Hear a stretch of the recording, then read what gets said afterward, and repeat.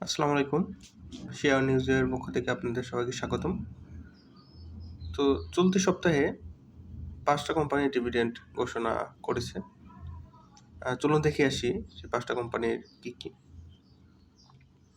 তো সেই ৫ টা কোম্পানির মধ্যেও রয়েছে আপনার রবি আজিয়াটা আইডিএলসি, জনতা ইন্স্যুরেন্স, সোনার বাংলা ইন্স্যুরেন্স এবং ইউনাইটেড ইন্স্যুরেন্স।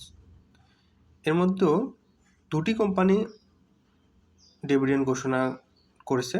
তার মধ্যে জনতা ইন্স্যুরেন্স এবং সোনার বাংলা ইন্স্যুরেন্স এই ২ টা অলরেডি ডিভিডেন্ড ঘোষণা করেছে।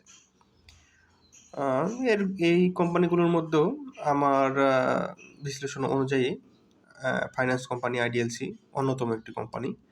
চলুন এর বোর্ড সভার তারিখগুলো আমরা একটু দেখে আসি। ৫ মে বিকাল ৩টায় ইউনাইটেড ইন্স্যুরেন্স বোর্ড সভা হবে। ৬ মে দুপুর ২টা ৩০ আইডিএলসি ফাইন্যান্স বোর্ড সভা। একই দিনে দুপুর ৩টায় হবে জনতা ইন্স্যুরেন্সের বোর্ড সভা। ৭ই মে দুপুর ২:৩০টায় রবি আজিয়াটা বোর্ড সভা এবং বিকাল ৩টায় জনতা ইন্স্যুরেন্সের। এই ৫ টা কোম্পানির মধ্যেও আপনাদের কোন কোন কোম্পানি শেয়ার স্টকে রয়েছে পোর্টফোলিওতে কমেন্টে জানাবেন। ভিডিওটি পর্যন্তই। সবাই ভালো থাকবেন। আসসালামু আলাইকুম।